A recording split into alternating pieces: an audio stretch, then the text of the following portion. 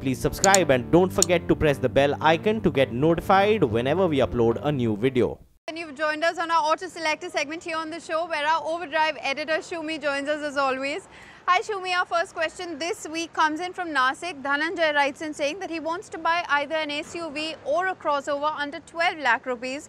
He has shortlisted the Mahindra TUV 300, the Thar, the Ford EcoSport, the Hyundai Creta, the Tata Nexon or the Renault Duster. He says that he travels up to 500 kilometers per month and sometimes undertakes highway runs which also come up to 500 kilometers. He wants to know whether he should go in for a petrol or a diesel vehicle. What would you suggest? Dhananjay, let's start with the Thar. The Thar is actually outside this consideration set in the specific sense that it's a harder core, off-road oriented kind of car, not the most comfortable of these SUVs, not the most feature loaded of these SUVs as well. So unless you're doing hardcore off-roading, if you want to just drive around every day, the only reason to buy a Thar is because you like the way that Jeep looks and the appeal it represents.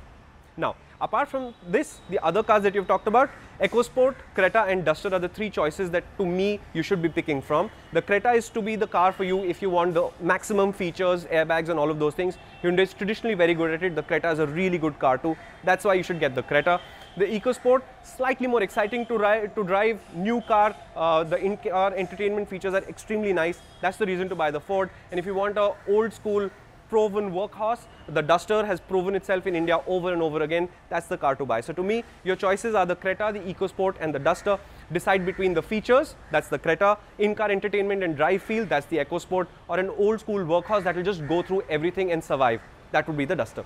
Shumi, our next question this week comes in from Gaurav Tripathi. He says that he's 6 feet tall and he is not interested in racing, so this motorcycle is mostly going to be used within the city. He says that his father says that the TVS Apache RTR 160 is what he should look at, but he is more keen on the Royal Enfield Thunderbird 350X. What would you suggest? Gaurav, since you're not into racing, you can buy either of these two bikes and you'll be happy. I'm 6 foot tall, I've ridden both of them, they fit me just fine. But since your heart is on the 350X, no reason for you to not get the 350X. I know your dad wants the 160 and the 160 does have certain advantages. It's a slightly sportier motorcycle, overall product quality is higher. You'll probably, it's a sportier motorcycle, but that's not your thing. So from all of those perspectives, I can't see a reason why you shouldn't go for the motorcycle that really appeals to you, the 350X. Just go for it. Well, up next, Roshan writes in from Trivandrum saying that he is interested in buying the Royal Enfield Classic 350. He will be using the motorcycle mostly within the city, but once in a while he will be undertaking a journey which takes him 60 kilometers away from Trivandrum where he is located. What would you suggest, Shumi?